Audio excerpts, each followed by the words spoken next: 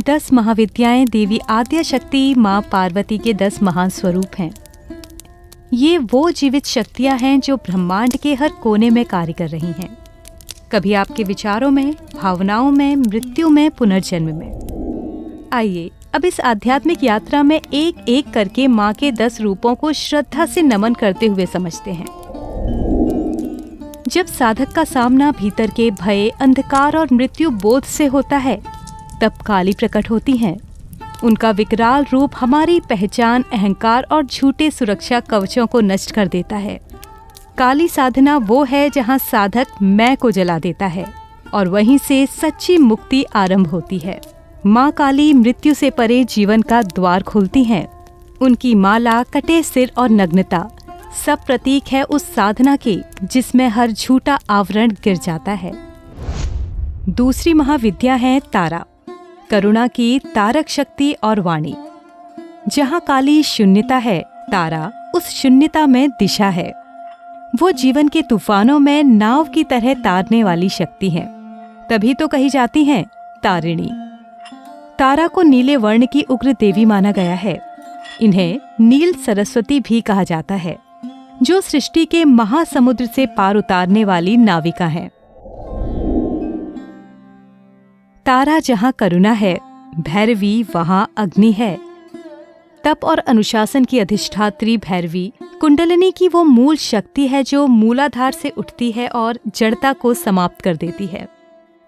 माँ का तेज 10,000 सूर्यों के बराबर है, जो हमें जला नहीं देता, बल्कि अंदर के आलस्य, भय और जड़ता को भस्म कर शुद्ध इच्छा शक्ति बनाता है।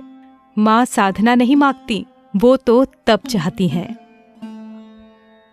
भैरवी की ज्वाला जहाँ बढ़ती है, वहाँ छिन्न मस्ता आती हैं। वे अपने ही सिर को काटकर रक्त की धाराओं से दूसरों को पोषण देती हैं। अपना सिर काटना अहंकार के पूर्ण समर्पण का प्रतीक है। छिन्न मस्ता दर्शाती हैं कि आध्यात्मिक उत्थान के लिए शीश अर्थात अहम का बलिदान अनिवार्य है। अब जो शक्ति भीतर जाग गई, वो प्रेम बनकर प्रकट होती है त्रिपुर सुंदरी के रूप में। सौंदर्य, ज्ञान और प्रेम का दिव्य संतुलन। वो दर्शाती हैं कि ब्रह्मांड केवल कठोर सत्य नहीं है, वो सौंदर्य, आनंद और लीला है। त्रिपुर सुंदरी जहाँ सौंदर्य है, भुवनेश्वरी वहाँ विस्तार है। वे हृदय के आकाश में विराजती हैं, जहाँ प्रेम, क्षमा और समिष्ट पनपती है। जब साधक सीखता है कि हर भाव, हर अनुभव, चाहे सुखद हो या पीड़ादायक, उसका ही एक अंश है, तब वो भुवनेश्वरी से मिलता है। ये हमें संपूर्णता के दर्शन कराती है।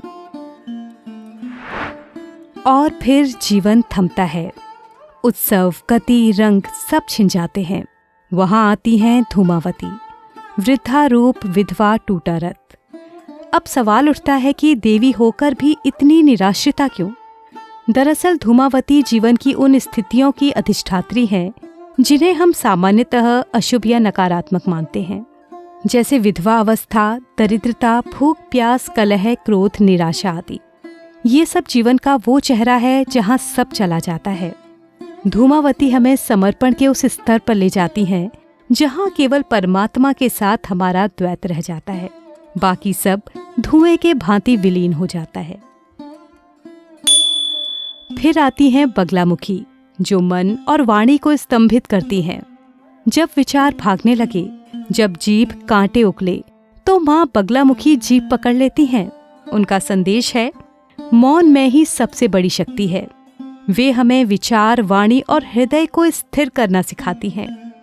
ध्यान में जब चित्त ना रुके, तब बगलामुखी का आह्वान करो।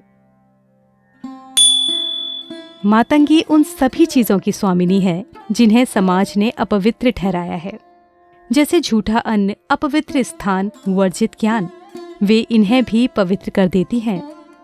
ये भेदभाव तोड़ने वाली शक्ति हमें बताती है कि ईश्वरीय ज्ञान सबके लिए सुलभ है। माँ कहती हैं, शब्दों को पूजा बनाओ, वाणी को ईश्वर का वाहन बनाओ। वे समाज के तिरस्कृत अनुभवों में भी ज्ञान का रत्न खोज लेती हैं। और अंत में जब चेतना पूर्ण व्रत में पहुंचती है, वहां माँ कमला आती हैं। वे लक्ष्मी का तांत्रिक स्वरूप हैं, जो कहती हैं धन गलत नहीं अगर वो धर्म का साधन हो। वे हृदय में मंगल संकल्पों का संचार करती हैं, भौतिक और आध्यात्मिक समृद्धि का संतुलन बनाती हैं। माँ की कृपा से भक्ति और भोग का संतुलन संभव होता है। आशा करती हूँ आपको ये वीडियो अच्छी लगी होगी। अगर हाँ तो आप हमें कमेंट सेक्शन में ज़रूर बताएं। साथ ही साथ इस वीडियो को लाइक करें, शेयर करें और चैनल को सब्सक्राइब करना ना भूलें। मिलते हैं एक और नई वीडियो के साथ, तब तक के लिए जय माँ दुर्गे।